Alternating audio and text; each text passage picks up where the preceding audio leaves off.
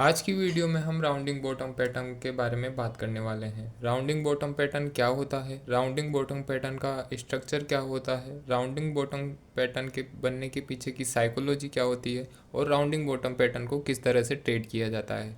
Last में हम देखेंगे कुछ एग्जाम्पल्स के थ्रू कि हम किस तरह इफेक्टिवली राउंडिंग बॉटम पैटर्न को ट्रेड कर सकते हैं। This video is the 6H part of our free stock market course for beginners. So अगर आपने इससे पहले के पार्ट नहीं देखे हैं तो मेक श्योर करें कि डिस्क्रिप्शन में दिए हुए लिंक के थ्रू या एंड स्क्रीन में दी हुई प्लेलिस्ट के थ्रू आप बाकी पार्ट्स देख लें। सबसे पहले बात करते हैं कि राउंडिंग बॉटम पैटर्न क्या होता है। राउंडिंग बॉटम पैटर्न एक बुलिश रिवर्सल पैटर्न है, मतलब ये एक बुलिश ट्रेंड की शुरुआत करता है। ये पहले से चल रहे बियरिश ट्रेंड को बुलिश ट्रेंड में चेंज कर देता है। राउंडिंग बॉटम पैटर्न एक लॉन्ग टर्म चार्ट्स पर बनने वाला या काफ़ी टाइम लेकर बनने वाला पैटर्न है, इसलिए हम राउंडिंग बॉटम पैटर्न को केवल बड़े चार्ट्स पर देखते हैं, लाइक वीकली चार्ट और मंथली चार्ट या फिर क्वार्टरली चार्ट्स पर। राउंडिंग बॉटम पैटर्न बनने में क्योंकि काफ़ी टाइम लगता है, इस वजह से इसमें जो टारगेट्स मिलते हैं वो भी मिलने में टाइम लगता है। एंड राउंडिंग बॉटम पैटर्न बनने में कभी कभी सालों भी लग जाते हैं और कभी कभी डेकेड्स भी लग जाते हैं, मतलब एक राउंडिंग बॉटम पैटर्न को कंप्लीट होने में 10 साल भी लग सकते हैं। तो इस वजह से जो राउंडिंग बॉटम पैटर्न पर ट्रेड किया जाता है वो लॉन्ग टर्म स्विंग ट्रेडिंग या इन्वेस्टिंग कह सकते हैं आप, वो किया जाता है। उसके बेसिस पर आप इंट्राडे में ट्रेड नहीं करते हैं। राउंडिंग बॉटम पैटर्न के स्ट्रक्चर की बात करें तो राउंडिंग बॉटम पैटर्न एक कटोरी की शेप में आपको दिखाई देगा।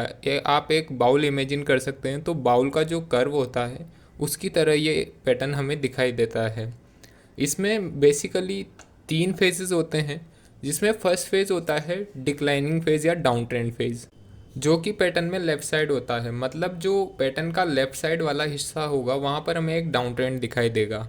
नेक्स्ट होता है बॉटम फॉर्मेशन या कंसोलिडेशन फेज़। कंसोलिडेशन फेज़ जो तल होता है किसी भी, अगर कटोरी के हम तले की बात करें तो किसी भी बाउल का जो नीचे का सरफेस होता है या किसी भी कटोरी का जो तल होता है, उस टाइप का स्ट्रक्चर इसमें बॉटम फॉर्मेशन या कंसोलिडेशन फेज़ कहलाता है। इस फेज़ में प्राइस ना तो अप ट्रेंड में होती है और ना ही डाउन ट्रेंड में होती है, बल्कि वो कंसोलिडेट करती है। मतलब ना तो प्राइस ज़्यादा ऊपर जाती है ना ही नीचे जाती है, वो सिर्फ एक रेंज में ही ऊपर नीचे होती रहती है। इस जगह पर ज़्यादा प्राइस मूवमेंट नहीं होने की वजह से ज़्यादा ट्रेडिंग एक्टिविटी भी नहीं हो पाती है और इसी वजह से यहाँ पर प्राइस में कोई ट्रेंड डिसाइड नहीं हो पाता है। यहाँ पर आप कह सकते हैं कि जो पहले डाउन ट्रेंड चल रहा था उस डाउन ट्रेंड को कहीं ना कहीं बायर्स काउंटर करने की कोशिश करते हैं और इसी काउंटर अटैक में प्राइस एक ही जगह पर मूव करता रहता है। थर्ड फेज़ होता है रिकवरी फेज़ या अप ट्रेंड। रिकवरी फेज़ में प्राइस उस कंसोलिडेशन फेज़ का ब्रेकआउट करके ऊपर जाना शुरू करता है। एंड यहाँ पर जब प्राइस ऊपर जा रहा होता है, मतलब कंसोलिडेशन फेज़ में जो बायर्स सेलर्स को काउंटर कर रहे थे वो अल्टीमेटली जीत गए, उन्होंने सेलर्स को बाहर निकाल दिया और अब प्राइस फिर से ऊपर जाना शुरू हो रहा है। तो इस तरह से इसमें 3 फेज़ होते हैं। एंड लास्ट वन फेज़ नहीं कहेंगे जिसे हम, वो हमारा ट्रेड एंट्री के लिए होता है, विच इज़ ब्रेकआउट पॉइंट। तो जैसे ही नेकलाइन का ब्रेकआउट होता है हम वहाँ पर एंट्री करते हैं। तो बेसिकली राउंडिंग बॉटम पैटर्न में ये 3 ही फेज़ होते हैं। फर्स्ट फेज़ है डाउन ट्रेंड, सेकंड फेज़ है कंसोलिडेशन एंड थर्ड फेज़ है अप ट्रेंड। आप स्क्रीन पर इजीली देख सकते हैं कि यहाँ पर जो राउंडिंग बॉटम पैटर्न शो किया गया है इसमें पॉइंट ए से लेकर पॉइंट बी तक का जो फेज़ है वो डाउन ट्रेंड फेज़ है, पॉइंट बी से लेकर पॉइंट सी तक का जो फेज़ है वो कंसोलिडेशन फेज़ है और पॉइंट सी से लेकर पॉइंट डी तक का जो फेज़ है वो अप ट्रेंड फेज़ है। यहाँ पर नेकलाइन हमारी ए और डी पॉइंट को मिलाने के बाद बनती है, जिसके ब्रेकआउट पर हम ट्रेड एंट्रीज करते हैं। अब यहाँ पर अगर आप सही से देखें स्क्रीन पर तो आप एक चीज़ गौर कर सकते हैं कि ये पैटर्न बनना शुरू हुआ था जून 2017 के आसपास और ये पैटर्न कंप्लीट हुआ 2021 में आकर। तो इससे आप समझ सकते हैं कि राउंडिंग बॉटम पैटर्न बनने में काफ़ी टाइम लगता है और ये जनरली बड़े चार्ट्स पर ही बनता है, ये छोटे चार्ट्स पर, छोटे टाइम फ्रेम के चार्ट्स पर नहीं बनता है। तो इस वजह से हम राउंडिंग बॉटम पैटर्न को बड़े चार्ट्स पर ही देखते हैं। अगर हम वॉल्यूम्स की बात करें तो जो पहला डाउन ट्रेंड होता है ए पॉइंट से लेकर बी पॉइंट तक, उसमें वॉल्यूम्स ज़्यादा होते हैं।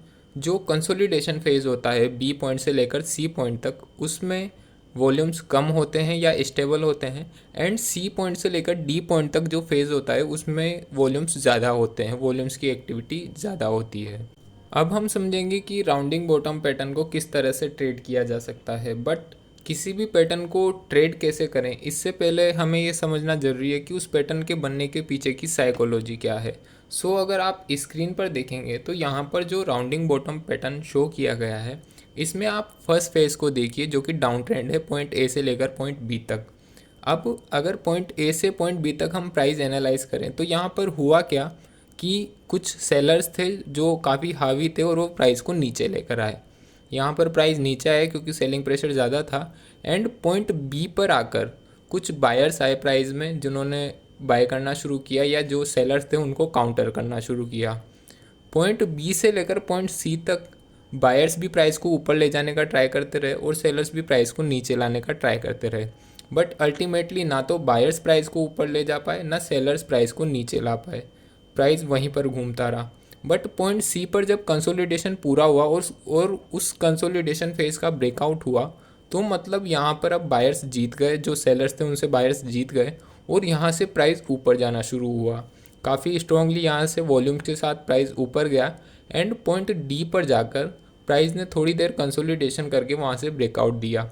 अब पॉइंट ए से क्योंकि सेलिंग आई थी और पॉइंट ए से हमने जो नेकलाइन खींची है, तो जैसे ही प्राइस उस लेवल पर दोबारा पहुंचा, वहाँ से जो सेलर्स ने पिछली बार सेल किया था ए पॉइंट पर, उन्होंने फिर से सेलिंग करने की कोशिश की। बट क्योंकि इस बार सेलर्स सेल करने के बावजूद भी प्राइस को ज़्यादा नीचे नहीं ला पाए, तो इसका मतलब बायर्स इनफ स्ट्रॉन्ग है कि वो प्राइस को ऊपर ले जा सके। सो ऐसे केस में जैसे ही नेकलाइन का ब्रेकआउट होगा हम यहाँ से बाय कर सकते हैं। अगर हम कंक्लूड करें तो हुआ ये कि पहले सेलर्स सेल कर रहे थे, प्राइस को नीचे लेकर आ रहे थे, फिर वहाँ पर कुछ बायर्स आए जिन्होंने सेलर्स को काउंटर किया और उन्होंने प्राइस को नीचे ले जाने नहीं दिया। अब क्योंकि जो बायर्स आए वो इतने स्ट्रॉन्ग नहीं थे कि वो प्राइस को ऊपर ले जा पाए, बट वो इतने स्ट्रॉन्ग थे कि वो प्राइस को नीचे भी नहीं ले जाने दे रहे थे, उन्होंने वहीं पे प्राइस को होल्ड कर किया। एंड अल्टीमेटली फिर बायर्स इतने स्ट्रॉन्ग हो गए कि जो सेलर्स थे उनकी सेलिंग को प्राइस ने एंड कर दिया और प्राइस ने उस कंसोलिडेशन फेज का ब्रेकआउट देकर वहाँ से ऊपर जाना शुरू किया। मतलब बायर्स कंप्लीटली प्राइस को अपने कंट्रोल में ले चुके हैं। बायर्स ऊपर आते गए, प्राइस को ऊपर लाते गए, एंड ए पॉइंट से जहाँ से पहले सेलिंग आई थी वहाँ पर भी जो सेलर्स थे उनको भी प्राइस ने निकाल दिया, या उनको भी जो बायर्स हैं सी पॉइंट से लेकर डी पॉइंट्स तक उनको भी बायर्स ने निकाल दिया।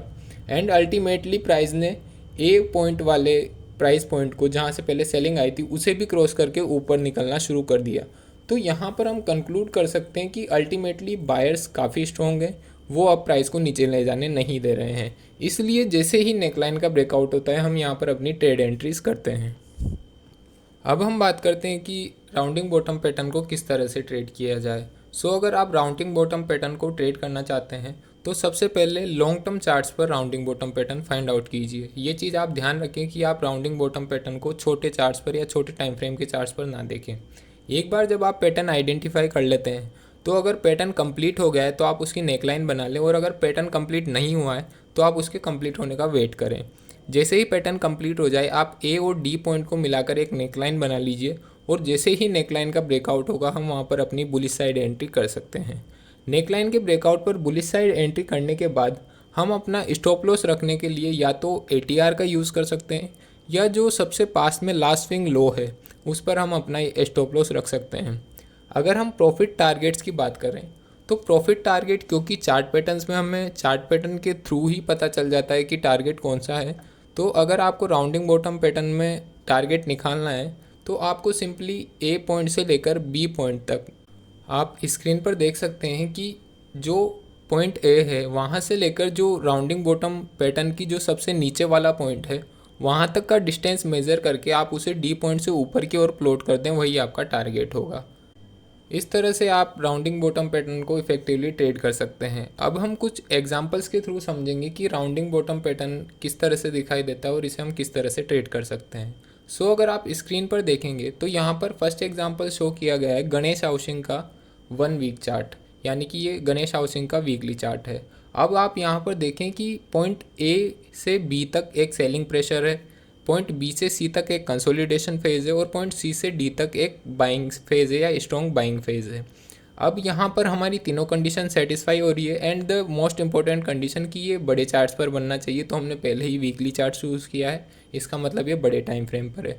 अगर आप इस पैटर्न को भी देखें तो ये पैटर्न 2018 के स्टार्टिंग में बनना शुरू हुआ था और ये 2021 के ऑलमोस्ट अक्टूबर के आसपास आकर कंप्लीट हुआ, तो इसने भी काफ़ी ज़्यादा टाइम लिया है बनने में। अब यहाँ पर आप इजीली ABCD पॉइंट को मिलाकर अगर देखेंगे तो आपको राउंडिंग बॉटम पैटर्न नज़र आएगा। अब ज़रूरी नहीं है कि राउंडिंग बॉटम पैटर्न में जो कर्व है वो एग्जैक्टली कर्व हो, बस यहाँ पर एग्जैक्ट कर्व होना ज़रूरी नहीं है। आपको 3 फेज़ दिखने चाहिए, जिसमें पहला फेज़ सेलिंग फेज़ होना चाहिए, दूसरा फेज़ कंसोलिडेशन फेज़ होना चाहिए और तीसरा फेज़ बाइंग फेज़ होना चाहिए।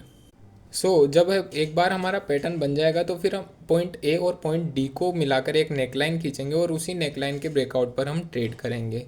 एंड जैसा कि हमने बात की कि ट्रेड एंट्रीज़ हम हमारी हर वीडियो में बताते हैं, ट्रेड एंट्रीज आप अपने अकॉर्डिंग कर सकते हैं। चाहे तो आप रनिंग कैंडल में एंट्री कर सकते हैं, चाहे तो आप क्लोजिंग का वेट कर सकते हैं, और चाहे तो आप 50% क्वांटिटी रनिंग कैंडल में और 50% क्वांटिटी जब प्राइस फिर से नेकलाइन को रिटेस्ट कर रहा होगा तब कर सकते हैं। राउंडिंग बॉटम पैटर्न में जनरली प्राइस नेकलाइन को रिटेस्ट कर लेता है, तो आप चाहें तो 50% क्वांटिटी अपने अकॉर्डिंग एडजस्ट कर सकते हैं। यहाँ पर स्टॉप लॉस की बात करें तो स्टॉप लॉस यहाँ पर हमें चाहें तो लास्ट स्विंग लो पर रख सकते हैं, या हम ATR का यूज़ करके अपना स्टॉप लॉस रख सकते हैं। एंड क्लियरली आप स्क्रीन पर देख सकते हैं कि प्राइस ने कितने अच्छे से हमारा टारगेट हिट किया है। अगर हम नेक्स्ट एग्जांपल की बात करें तो यहाँ पर BASF का वीकली चार्ट शो किया गया है। यहाँ पर भी अगर आप ABCD पॉइंट्स को मिलाएंगे तो आप एक राउंडिंग बॉटम पैटर्न देख सकते हैं। यहाँ पर A से B पॉइंट तक स्ट्रॉन्ग सेलिंग फेज़ है, B से C पॉइंट तक कंसोलिडेशन फेज़ है और C से D पॉइंट तक बाइंग फेज़ है। एंड जो कंडीशन हमने बताई कि ये बड़े टाइम स्पेन पर बनता है, तो यहाँ पर भी आप इजीली देख सकते हैं कि इस पैटर्न ने बनना शुरू किया था सितंबर 2018 के आसपास, और इस पैटर्न ने कंप्लीट हुआ, ये पैटर्न कंप्लीट हुआ ऑलमोस्ट अप्रैल 2021 के आसपास। तो इसने भी काफ़ी ज़्यादा टाइम लिया है बनने में। एंड जैसा कि आप देख सकते हैं कि जैसे ही हमारा पैटर्न कंप्लीट होगा हम A और D पॉइंट को मिलाकर नेकलाइन खींच सकते हैं। अब यहाँ पर ज़रूरी नहीं है कि नेकलाइन हर बार सीधी हो, नेकलाइन थोड़े एंगल पर टिल्टेड भी हो सकती है, उसमें कोई प्रॉब्लम नहीं है। एंड जैसे ही हमारा नेकलाइन का ब्रेकआउट होगा हम यहाँ पर अपनी ट्रेड एंट्रीज़ करेंगे। जैसा कि हमने बात की कि स्टॉप लॉस हम लास्ट स्विंग लो पर या ATR की हेल्प से रख सकते हैं। एंड अगर हम टारगेट्स की बात करें तो A पॉइंट से लेकर B पॉइंट के बीच का डिफरेंस हम D पॉइंट से ऊपर की ओर मेज़र करेंगे तो वही हमारा टारगेट होगा। यहाँ पर भी आप देख सकते हैं कि प्राइस ने कितने अच्छे से हमारा टारगेट हिट किया है। So this is the video on rounding bottom pattern. अगर आपने इस सीरीज़ के पिछले पार्ट्स नहीं देखे हैं तो मेक श्योर करें कि आप एंड स्क्रीन में दिए हुए प्लेलिस्ट के थ्रू बाकी पार्ट्स देख लें। एंड अगर आपने नहीं सीखा है कि ATR की हेल्प से किस तरह से स्टॉप लॉस रखा जाए तो आप स्क्रीन पर दिए हुए दूसरे वीडियो को देख सकते हैं। एंड अगर आप बाकी चार्ट पैटर्न्स के बारे में भी सीखना चाहते हैं या आप कैंडल स्टिक पैटर्न्स के बारे में भी सीखना चाहते हैं तो आप स्क्रीन पर दी हुई प्लेलिस्ट को देख सकते हैं, उससे सीख सकते हैं। Thanks for watching.